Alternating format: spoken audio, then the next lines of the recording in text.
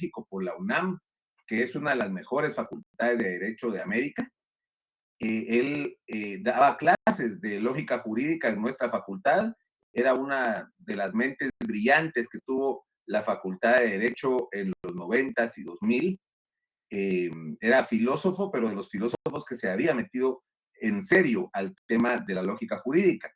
Y este libro que pues vamos a compartir algunos capítulos, él aborda muchos de los temas que nosotros ya hemos visto en las clases que hemos tenido, ¿verdad? Este capítulo 1 ya lo vimos, por ejemplo, en esta primera parte, él habla de lo primero que vimos en este parcial, para este parcial, de que algunos autores consideran que la lógica jurídica es una parte de la lógica formal aplicada a las leyes, ¿verdad? Que otros autores plantean que no, que es una ciencia autónoma o una disciplina autónoma, la lógica jurídica, autónoma de la lógica general y que tiene sus propias reglas, ¿verdad? Eso es lo primero que empezamos a ver, si se recuerdan, cuando hablábamos de lógica jurídica. Y sí es un poco su forma de escribir y sus citas son, si se quiere, un poco complejas, porque él era una persona que estudiaba mucho y que leía mucho, entonces van a ver ahí una cantidad enorme de autores que él tenía que consultar para hacer este libro, ¿verdad? Aunque en este libro se basa mucho en otro autor mexicano que se llama Eduardo García Maínez, que también es uno de los juristas más importantes de México, tiene un libro de introducción al derecho, tiene el libro de filosofía del derecho y también tiene este libro de lógica jurídica, entonces él lo va a usar mucho. Y si se dan cuenta, aquí en la página 3 cita a otro autor guatemalteco que se llama Luis Recasén Siches, ¿verdad? Luis Recasén Siches es otro autor guatemalteco muy, muy importante para el tema de filosofía del derecho. Entonces, es un buen libro, tiene los contenidos adecuados y lo bueno es que ya recibimos las clases previas a la lectura del libro, entonces a ustedes se les va a facilitar algo.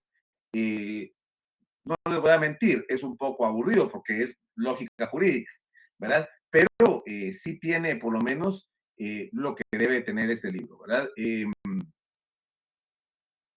Hay temas ahí que no abordamos totalmente tan exactamente como él lo pone, por ejemplo, la división de la lógica jurídica, aunque sí mencionamos que una parte se encarga de estudiar la lógica, la doctrina del juicio jurídico, que es lo que hemos estado viendo actualmente, la estructura de las normas, la clasificación de los juicios jurídicos, que es lo que hemos visto, los juicios apodípticos, los juicios toyendo toyes, todo eso es parte de la lógica jurídica. Y hoy vamos a ver la otra parte, que es el capítulo 2, la doctrina del juicio jurídico, que cómo se tiene que entender el juicio jurídico, ya también lo hemos abordado un poco, y vamos a ver el tema de la estructura de la norma jurídica. Son dos temas, no son difíciles. La idea también de las clases es de poder trasladarles a ustedes un poquito más fácil lo que hay de la lectura, ¿verdad? Pero en ninguna clase de derecho se puede sustituir la lectura. Entonces, es muy importante que ustedes lean este texto. Yo voy a sacar las preguntas de las diapositivas, porque es lo que yo les expliqué en clase, pero también voy a sacar las referentes siempre a lo que explicamos en clase de aquí, de este texto. Entonces, sí es muy importante que ustedes lo lean.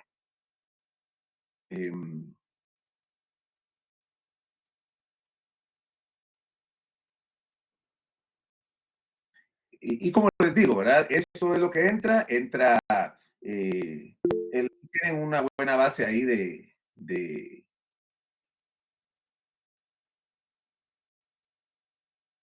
las diapositivas. Muy bien, entonces vamos a comenzar ya a hablar del tema de hoy. Es un tema un poco corto, si se quiere, pero muy importante. Pueden ver ahí la presentación, ¿verdad? Sí, licenciado. Sí, señor.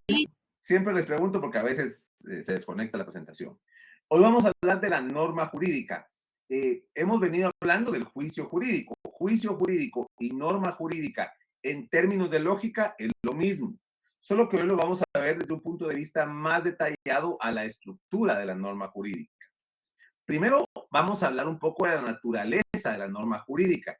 Como lo hemos venido diciendo, los juicios jurídicos o normas jurídicas se diferencian de los juicios lógicos porque los juicios lógicos son descriptivos, ¿verdad? Describen una situación. Sócrates es mortal. En cambio, la norma jurídica para muchos autores son mandatos, imperativos, directivas o prescripciones. O sea, funciones de actos de voluntad y no juicios propiamente, juicios enunciativos, sino que son juicios prescriptivos, ¿verdad? Mandatos, ordenan cómo debe ser una conducta. Pero, pero no todos los autores de lógica jurídica están de acuerdo con esto. Algunos autores, y ahí nos detalla Velázquez, nos detalla quién cada uno, cuáles son los que apoyan esta visión y cuáles son los que apoyan la otra visión. Otros autores dicen que no es un imperativo, sino que sí siempre sigue siendo un juicio, porque al final la norma es un acto de conocimiento por medio del cual se aprende lo que el hombre debe, puede o no puede hacer, ¿verdad? No siempre, dicen estos autores, son normas que obligan a hacer algo. A veces son solo o dejar de hacer algo o amenazan para hacer algo. A veces son juicios cuando no tienen una consecuencia jurídica como tal. Ahí hay una gran discusión filosófica si todas las normas son imperativas, todas son mandatos, o hay algunas que son juicios, que son enunciativos, ¿verdad? Que solo son de conocimiento. Depende de la norma. Si se dan cuenta, cuando analizamos los tipos de juicios, hay unas normas que solo son descriptivas, solo nos dicen cómo vamos a utilizar las palabras. Pero vendrían otros autores y decía, sí, pero como están en una norma, es imperativo cómo va a utilizar esas palabras. Lo cierto es que ambas teorías tienen hasta cierto punto la razón, como lo vamos a ver. Por ejemplo, Hans Kelsen, otro de los grandes autores jurídicos, dice, la norma es un juicio hipotético que expresa el enlace específico de una situación de hecho condicionante con una consecuencia condicionada. Esto ustedes lo manejan muy bien porque ya lo han visto en Introducción al Derecho, ¿verdad? Que todas las normas son hipótesis, son juicios hipotéticos. ¿Qué es una hipótesis? Es algo que va a pasar si y solo si hay ciertos hechos condicionantes, ¿verdad? Si eso pasa, va a tener una consecuencia. La hipótesis es que si esto pasa, va a tener una consecuencia. Un hecho jurídico va a tener una consecuencia de derecho, dicen en Introducción al Derecho, ¿verdad? Y cuando analizamos las normas, podemos ver de cualquier tipo de normas, vamos a ver que algunas son enunciativas, por ejemplo, el artículo 4, libertad e igualdad. En Guatemala, todos los seres humanos son libres e iguales en dignidad y derechos, ¿verdad? ¿Es imperativa propiamente la norma ahí? ¿Verdad? Pareciera que no está dando un mandato, un imperativo, sino que está describiendo algo, es un juicio en ese sentido. Luego seguimos leyendo, el hombre y la mujer, cualquiera que sea su estado civil, tienen iguales oportunidades y responsabilidades, ¿verdad? Otra vez, pareciera que no es un juicio prescriptivo, ¿verdad? Sino que fuera más un juicio enunciativo. Pero después ya viene un juicio eminentemente prescriptivo, ¿verdad? Ninguna persona puede ser sometida a servidumbre ni a otra condición que menoscabe su dignidad. Está prohibido someter a alguien a servidumbre, está prohibido menoscabar la dignidad, ¿verdad? Y luego otra prescripción, los seres humanos deben guardar conducta fraternal entre sí, ¿verdad? Si vamos arriba, vamos a ver que ahí pareciera que sí es un mandato, un imperativa. Y los primeros dos pareciera que son un acto de conocimiento, por lo cual el hombre puede hacer. Entonces, es bien difícil decir si una u otra de las teorías tiene la razón. en ocasiones, incluso en una misma norma, tenemos juicios de diversa índole, como ya lo vimos también en la clase pasada. Y igual con el artículo 3 del Código Civil, ¿verdad? Como herencia, no, eso no es el artículo 3, ¿verdad?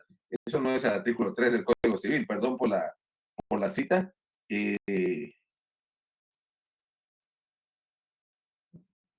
a ver.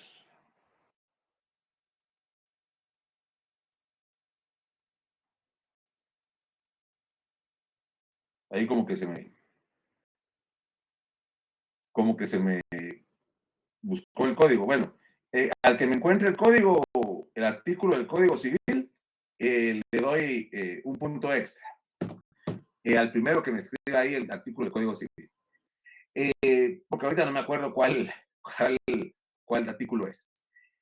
Dice este artículo, si dos o más personas hubiesen fallecido, de modo que no se pueda probar cuál de ellas murió primero, se presume que fallecieron todas al mismo tiempo sin que se pueda alegar transmisión alguna de derechos entre ellas. ¿Verdad? Estos casos, cuando está el papá, la mamá y los hijos, van en un carro, tienen un accidente y se mueren todos, ¿verdad? No se va a poder hacer las cuentas de este le heredó a este primero y este le heredó a este segundo. No hay alguna ahí temas de herencia. Bueno, pues este es a la vez un juicio prescriptivo, ¿verdad? Pero además también es un juicio de conocimiento. Está explicando cómo va a ser una situación en ese sentido, ¿verdad? Entonces puede ser una o puede ser otra. Es el artículo 3 del Código Civil. Artículo 4. Ese es el artículo 3 como herencia. Bueno, y eso es exactamente lo que usted leyó. Bueno, entonces estamos bien.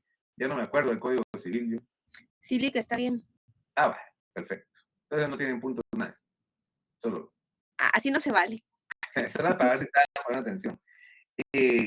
Muy bien, entonces vamos a ver que al final puede ser uno, puede ser otro. Eso no es tan importante. Lo que sí es importante es la estructura de la norma jurídica, ¿verdad? La norma jurídica, vamos a analizar que tiene dos partes. La llamada condición y la consecuencia, dice Kelsen.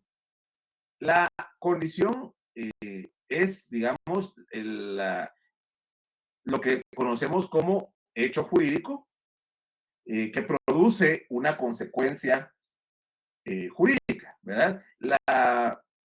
La fórmula lógica es, si es A, debe ser B. A es la condición y si es A, la consecuencia es debe ser B, ¿verdad? Esa sería la fórmula. Por ejemplo, el artículo 197 bis del Código de Trabajo dice, si en juicio ordinario de trabajo se prueba que el empleador ha incurrido en cualesquiera de las siguientes situaciones.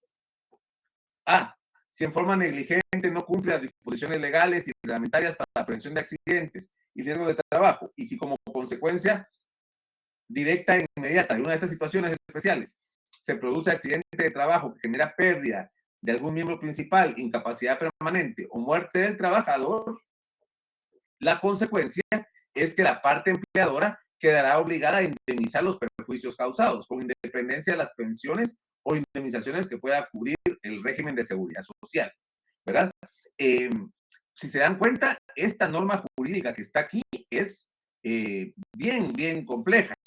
Y si nos vamos al artículo 197 del Código de Trabajo, artículo 197 bis del Código de Trabajo, vean que no solo es el inciso A, sino que es el inciso A, B y C, ¿verdad?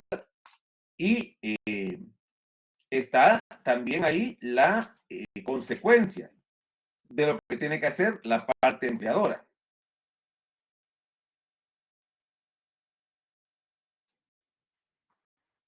Entonces, para analizar la estructura de la norma como tal, no solo es de aplicar esquemáticamente, o sea, a lo que voy es que hay normas que no están tan claras cuál es la condición y cuál es la consecuencia. Tenemos que hacer un análisis bastante bastante profundo de las normas, ¿verdad? Porque el inciso A dice, si en forma negligente no cumple las disposiciones legales y reglamentarias para la prevención de accidentes y riesgos de trabajo. O sea, no ha cumplido con el reglamento específico para prevenir accidentes. No le da mantenimiento a las máquinas, no está bien señalizado los lugares donde hay máquinas, etcétera. Y si como consecuencia de eso se produce un accidente de trabajo y si como consecuencia de eso se pierde algún miembro principal del trabajador, pierde algún miembro principal, resulta permanente o resulta muerto, entonces hay tres condiciones ahí, ¿verdad? Tres condiciones concatenadas que tienen que darse las tres condiciones para que se dé la consecuencia, ¿verdad? Que es indemnizar los perjuicios causados, con independencia de las pensiones y indemnizaciones que pueda cubrir el régimen de seguridad social. Además de lo que pueda cubrir el IX, tiene que indemnizar al trabajador. Pero si se dan cuenta, la condición es si es A, pero esa si es A, podríamos decir, tiene A1, tiene A2 y tiene A3, ¿verdad? Porque no solo es una cuestión, son varias cuestiones las que tienen que pasar para que se dé la consecuencia. Entonces, quedar claros en cuál es la condición y cuál es la consecuencia no es tan sencillo. Hay que analizar bien la norma. Para García Maínez, también la norma tiene dos partes, solo que él les llama supuesto y disposición. El supuesto que se establece o que se grafica en lógica jurídica con la letra S, es de supuesto, es la hipótesis que al realizarse da nacimiento a la consecuencia de derecho. La H es el hecho que da la realización del supuesto, ¿verdad? Dentro de la parte del supuesto, entonces, está la hipótesis y está el hecho. Y la segunda parte es la disposición, que es la parte de la norma que expresa qué derecho o deberes están condicionados por la realización del supuesto y estatuye las consecuencias normativas, ¿verdad? Entonces, en esta parte está el derecho o deber, dependiendo de cuál sea. Algunas veces son dos, un derecho para una persona y un deber para otra persona. Lo que no van a encontrar es, o muy pocas veces se va a encontrar, es una norma que en la misma disposición tenga un derecho y un deber para la misma persona. Por lo general, en la disposición va a estar el derecho de una persona y el deber de otra persona, otra parte, ¿verdad? Un derecho subjetivo que está graficado con la letra F mayúscula y el deber jurídico que está graficado con la D mayúscula. Veamos el mismo ejemplo.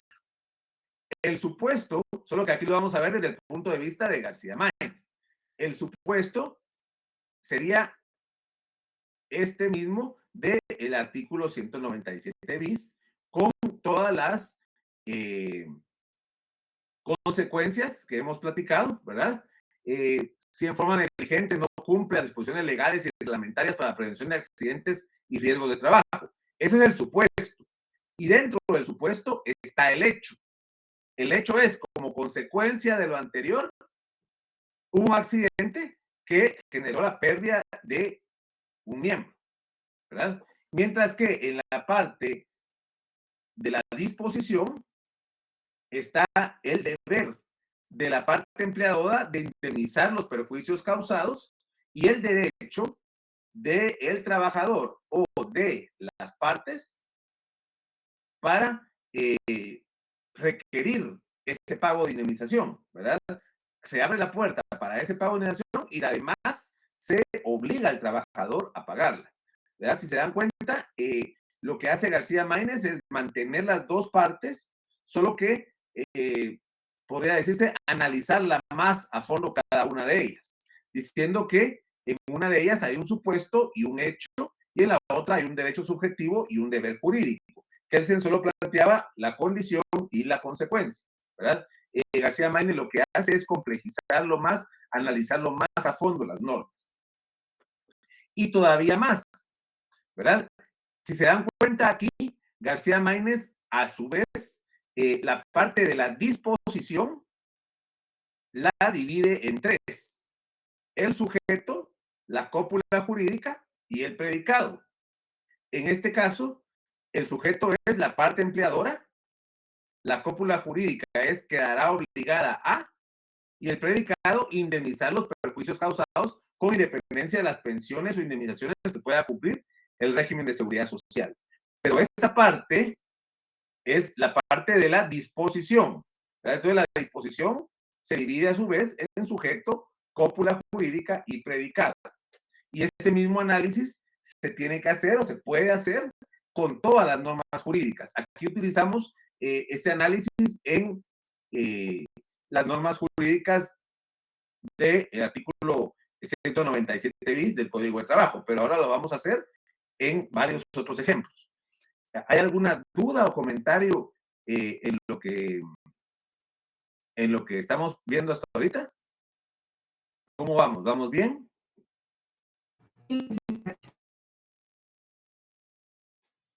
¿Sí? ¿Se me escucha bien? Sí, licenciado. Sí, todo claro. Vale. Todo claro. Okay. Entonces, veamos ahora otros ejemplos, ¿verdad? Veamos este del artículo 139 del Código Penal. Vámonos al Código Penal ahora. El primero es como está redactado actualmente. Dice, la tentativa de la mujer para causar su propio aborto y el aborto culposo propio son impunes. Eso dice actualmente. El supuesto es la tentativa de la mujer de causar su propio aborto o el aborto que se haya causado sin dolo, o sea, por culpa. Se descuidó, hizo ejercicio, se cayó de las gradas y eso causó un aborto, comió algo que no debía, un susto, todo eso puede ser un aborto culposo. En esta norma, por ejemplo, no hay necesariamente una disposición, a menos de que digamos que la disposición es que son impunes. ¿Por qué? Porque no son castigables, no hay una consecuencia, ¿verdad? Ni intentar abortar sin lograrlo, ni tampoco el tema de tener un accidente y perder al bebé, algo que por negligencia, impericia haya pasado, no tiene una consecuencia. Este es un tipo de normas de las que se planteaba de que no necesariamente son imperativas, ¿verdad? Salvo que decir que no tiene consecuencias sea lo imperativo, ¿verdad? Pero ahora veamos cómo lo querían reformar. Si ustedes se acuerdan, el año pasado lo querían reformar el Congreso, ¿verdad? Y aprobó la ley. Lo bueno fue que el presidente Yamatei, de las pocas cosas buenas que ha hecho en los casi 4 años ya que lleva ahí, la vetó. Y la vetó porque estaba muy mal hecha, porque tenía cosas como esta. El artículo 139, ¿cómo lo querían dejar? Querían que pusieran la tentativa de la mujer para causar su propio aborto y el aborto culposo serán sancionados con prisión de 2 a 4 años, ¿verdad? Ahí sí había un supuesto. Uno de los supuestos es el aborto culposo y la disposición que era, será sancionada con prisión de 2 a 4 años, ¿verdad? Imagínense ustedes las consecuencias que esto hubiera traído. No solo la pobre señora, pues, tuvo un accidente, tuvo una pérdida, y todavía sí la van a meter presa, era ilógico, ¿verdad? Pero cabía en la norma. Afortunadamente esto ya no pasó, ¿verdad? Pero era una aberración total en términos prácticos, en términos jurídicos, ¿verdad? No solo todavía tiene que cargar con la muerte de un niño, de un objeto, de un sujeto de derechos en Guatemala todavía por la Constitución, ¿verdad? Pero que todavía con eso la quieran sancionar, eso era increíble, ¿verdad? Pero si se hubiera aprobado la norma, el supuesto sería ya sea la tentativa de la mujer para su propio aborto, porque hay dos ahí, ¿verdad? La tentativa de aborto y el aborto culposo. Ahí hay dos supuestos. Y si esto pasa, ¿verdad? La disposición sería sancionado con prisión de 2 a 4 años. Aquí solo habría un deber jurídico, es una sanción, ¿verdad? No habría como tal un derecho a favor de quién. No hay nadie ahí que tenga un derecho en ese sentido. Otro ejemplo, el artículo 195. del Código Penal siempre. Dice, quien en sitio público o abierto o expuesto al público ejecutare o hiciere ejecutar actos obscenos será sancionado con multa de 200 a 2,000 quetzales. ¿Verdad? Se recuerdan también que el año pasado había un caso donde una pareja se grabó y lo subió a redes sociales teniendo sexo en público, ¿verdad? Entonces, sobre ese supuesto, quien en sitio público o abierto o expuesto al público ejecutare o hiciera ejecutar actos obscenos será sancionado en la disposición, ¿verdad? La primera parte de la norma, hasta donde dice actos obscenos, sería el supuesto, y la disposición será sancionado con multa de 200 a 2,000 quetzales, ¿verdad? Pero ahí también, si ustedes se dan cuenta, en el supuesto hay dos posibilidades, ¿verdad? Quien ejecutare el acto o quien hiciere ejecutar actos obscenos, ¿verdad? Entonces también aquí se pueden dar dos posibilidades en este supuesto. Lo importante es que veamos que normas del Código del Trabajo, normas del Código Penal, también se pueden diferenciar de esta forma.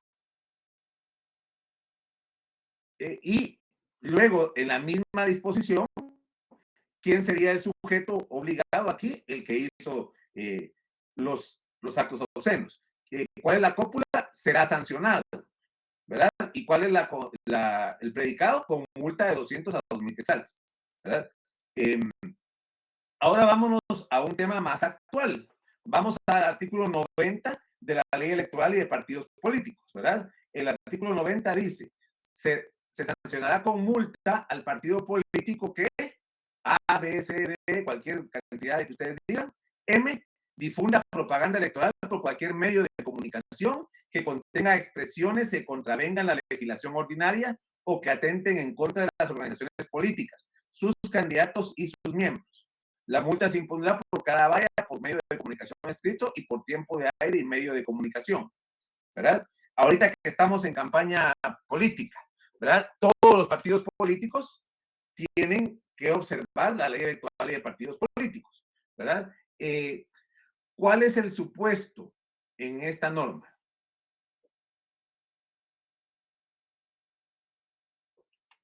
¿Cuál es el supuesto?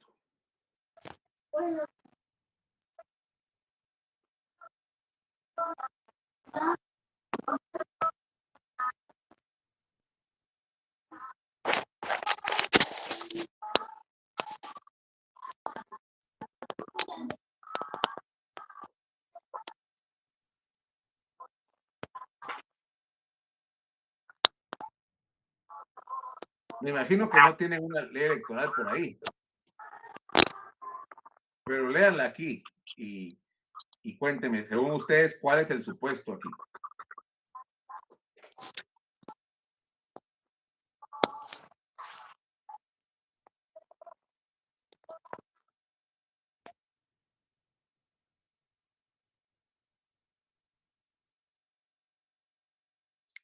Licenciado, buenas noches. Empiezo desde donde dice que difunda propaganda electoral y termina hasta y sus miembros.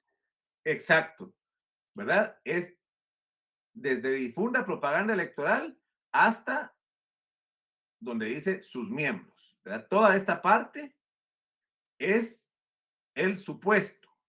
Y si se dan cuenta también, puede haber varias acciones diferentes, varios hechos aquí, ¿verdad? Que contengan expresiones que contravengan la legislación ordinaria o que atenten en contra de las organizaciones políticas, sus candidatos o sus miembros. Hay dos ahí posibilidades, ¿verdad?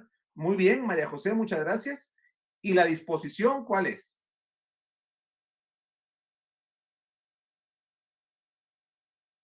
La multa se impondrá por cada valla, dice.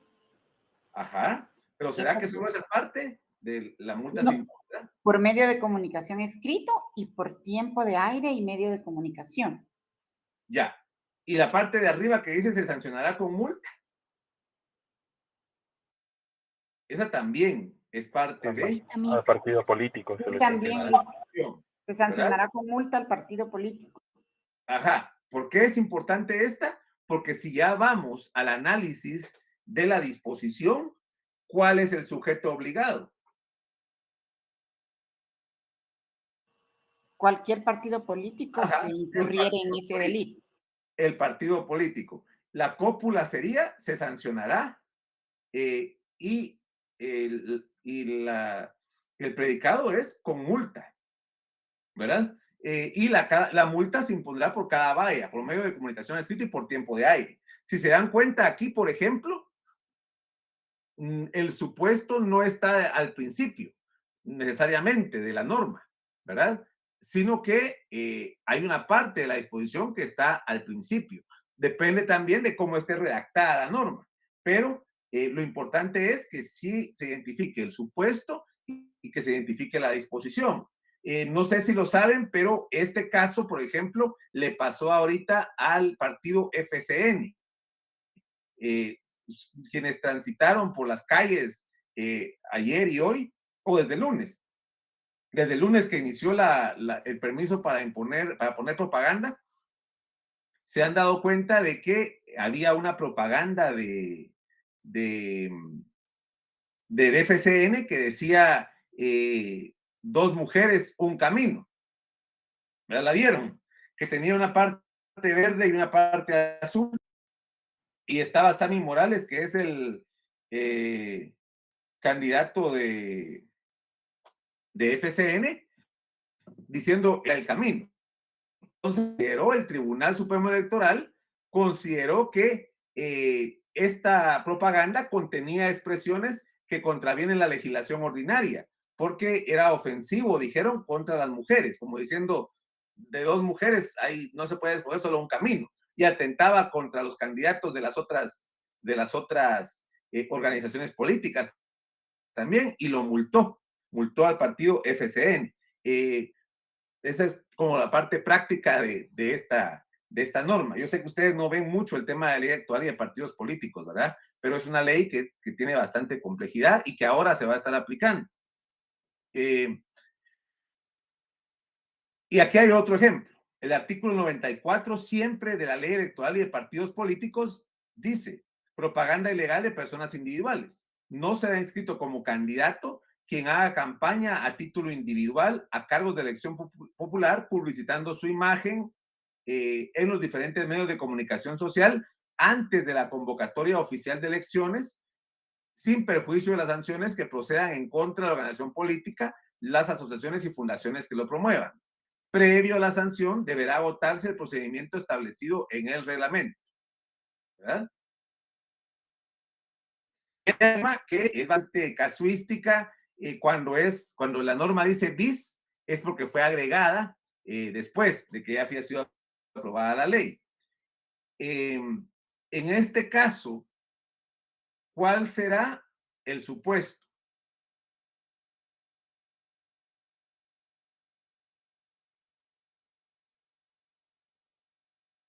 ¿Cuál creen ustedes o analizando, cuál creen ustedes que podría ser el supuesto? Que nada campaña a título individual a cargo de elección popular. Empieza ahí, termina las imágenes en los diferentes medios. Convocatoria oficial de elecciones sin prejuicio de las sanciones que procedan en contra de la organización política. Las acciones hasta promuevan. No, ¿no? Hasta aquí, ¿ven? Prejuicio. Elecciones, ¿verdad? Elecciones, okay. Quien haga campaña a título individual a cargo de elección popular, publicitando su imagen en los diferentes medios de comunicación social antes de la convocatoria oficial de elecciones. Todo eso es el supuesto, ¿verdad? Todo eso es lo que acarrearía una consecuencia, que sería en este caso la disposición. Pero es quien haga campaña a título individual a cargo de elección popular, publicitando su imagen en los diferentes medios de comunicación social antes de la convocatoria oficial de elecciones, ¿verdad? Quien salga en videos de TikTok promoviendo su imagen, quien salga en Facebook, en Twitter, publicitando su imagen, es decir, presentándose, dando ideas, dando opiniones. Este artículo es bien polémico porque casi que está quitándole la posibilidad a los políticos de hacer política antes de la convocatoria de elecciones. Y la convocatoria de elecciones dura 3 meses esto, ¿verdad? Pero esa es el supuesto, ¿verdad? Y la disposición, ¿cuál será? No será No inscrito será como inscrito candidato. candidato. Esa es una, ¿verdad? No será inscrito como candidato. Lo demás es sin perjuicio de las sanciones para organización política, ¿verdad? Pero la disposición es no será inscrito como candidato. Esa es la sanción en este caso. Y hay otra parte al final, ¿verdad? Previo a la sanción deberá votarse el procedimiento establecido en el reglamento, ¿verdad? Y esta parte previo a la sanción, podríamos decir que es otro supuesto.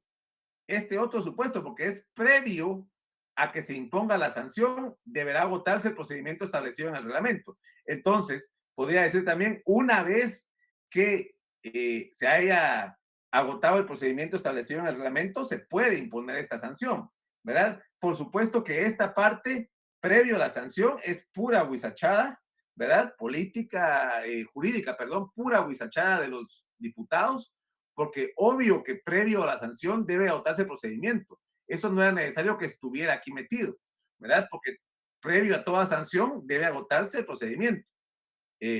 Pero como son diputados casuísticos, esta ley fue aprobada con Analfabetos.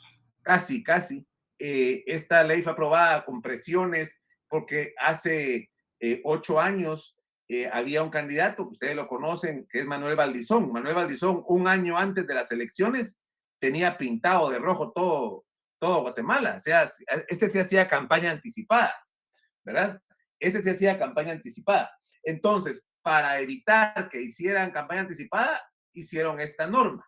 Y esta norma ahora se está aplicando contra un candidato que es Roberto Arzú.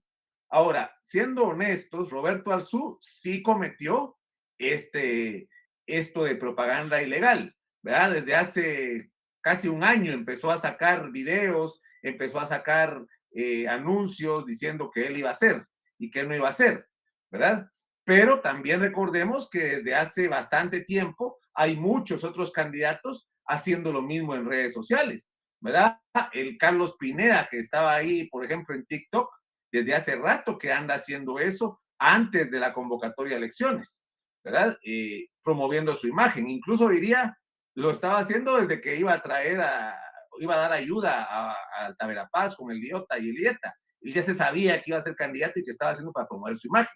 Entonces la pregunta aquí es, ¿por qué se aplica a unos y a otros no? ¿Verdad? ¿Por qué a Roberto Arzú le aplicaron esa sanción y no a todos los demás que han estado haciendo su imagen? El candidato del partido Vamos, Manuel Conde, fue también a inaugurar obras desde hace casi un año, que está en cada inauguración de obra que hace el presidente, ahí está también él promoviendo su imagen, ¿verdad? Entonces, se tendría que aplicar a un montón. Esa es la crítica que tiene el Tribunal Supremo Electoral ahorita. Pero también, en términos de nuestra clase, lo que queremos es que vean aquí que está la sanción, está la disposición al principio, ¿verdad? No será inscrito como candidato. Y el supuesto es hacer campaña tanto individual a cargos de elección popular, ¿verdad? No es necesariamente, están en orden. En cada norma sí se va a encontrar esta estructura, aunque no esté en orden en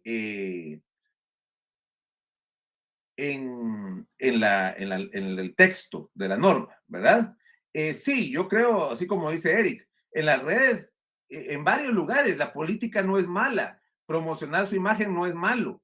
Lo malo es hacerlo en medios de comunicación, pagar pauta, hacer anuncios, hacer propaganda en, en, en los medios, en las vallas. Eso es lo que debería estar prohibido hasta cierta época, pero que hablen, que cuestionen, que salgan en los medios promoviendo cosas en sus propias redes, ¿verdad? Eso sí debería ser permitido, ¿verdad? Lo que no se puede es estar pagando pauta, estar haciendo campaña pagada desde antes. Pero en cualquier momento, si ese es el diálogo político, es la forma de discutir ideas en una democracia, ¿verdad? Muy bien.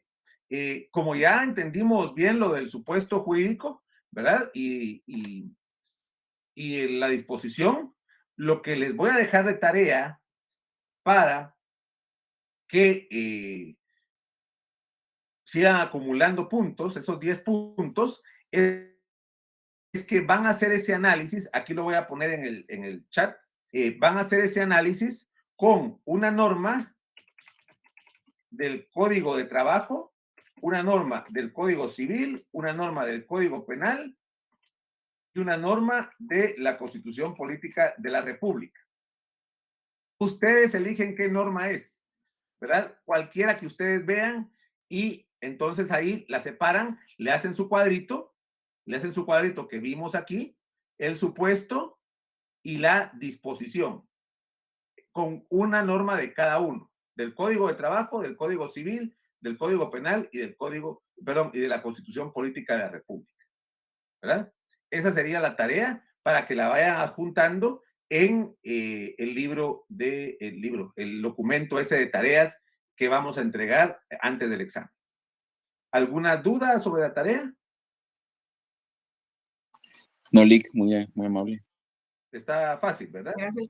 Pero es para que vayamos practicando. Y también ya tienen el libro para que lo empiecen a leer y en la lectura quieren que suba antes de Semana Santa, aunque falten todavía algunas que vamos a ver después de Semana Santa. Sí, licenciado. Podemos Sí, subir, gracias. muy bien, ahorita las voy a subir de una vez. Muy bien, entonces si no hay preguntas o comentarios, nos quedamos hasta ahí y nos vemos hasta después de Semana Santa, que sería el martes 11. 11. Nos Sí, vemos el día martes 11. Que descansen. Las notas del primer parcial ya las tienen ustedes, vieron todos sus resultados, pero las voy a subir esta semana, no hay problema. Gracias, Descanso, doctor. Se cuida. Feliz descanso. Feliz descanso, licenciado. Igualmente, que Felices descansen. vacaciones, doctor. Feliz noche, licenciado, que disfrute su descanso. Buenas noches, licenciado. Buenas noches. Gracias, Lick. Vaya, que estén bien. Así es, bendiciones.